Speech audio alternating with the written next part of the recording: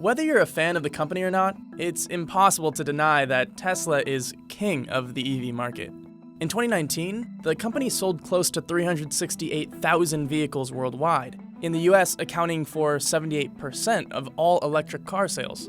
But one company still makes a strong case for being a serious challenger to Tesla's crown: Volkswagen. Volkswagen's goal of manufacturing 28 million electric vehicles by 2028 might seem wildly ambitious, but the legacy automaker has a plan set in place for taking control of the EV market, and it just might work. Just 5 years ago, Volkswagen found itself paying billions of dollars in fines for programming its diesel engines to cheat emissions tests.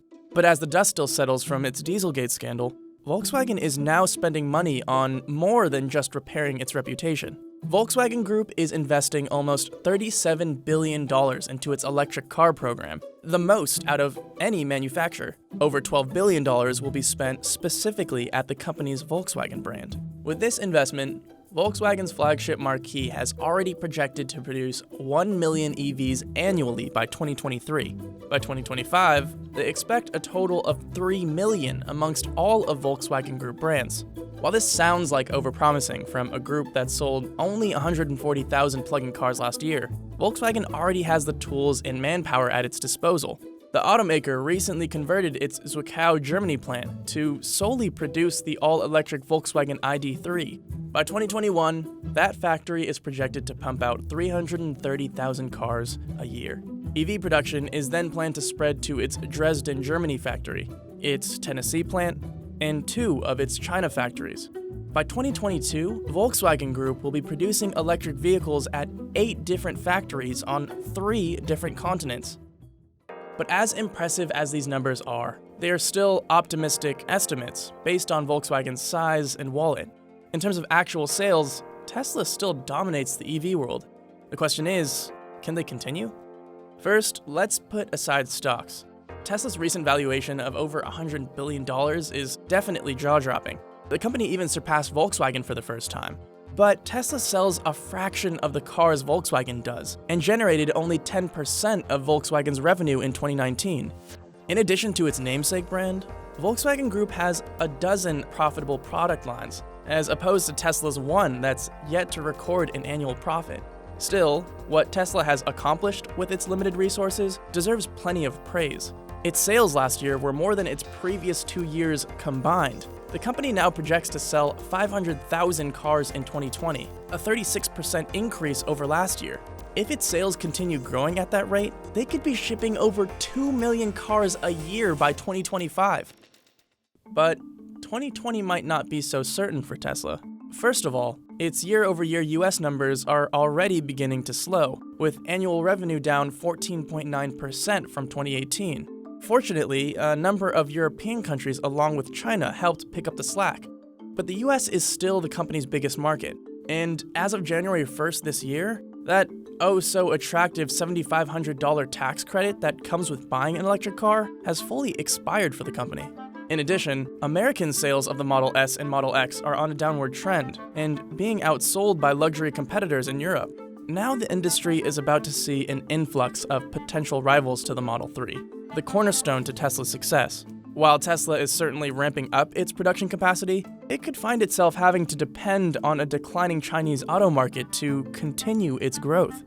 Production-wise, Tesla's Fremont factory is capable of pumping out nearly 500,000 cars a year. The now up-and-running Shanghai plant is said to have a capacity of 150,000 Model 3s and will begin Model Y production mid-2020. But the development of its Berlin factory, a major component to its growth in Europe, has already been challenged by local environmentalists. Meanwhile, where the production of the Roadster, Cybertruck, and Semi will happen remains unknown. Although this level of production is admirable for an independent company, can it keep up with a conglomerate already established on multiple continents? So we've heard the numbers, but what exactly can we expect to see on Volkswagen's showroom floors?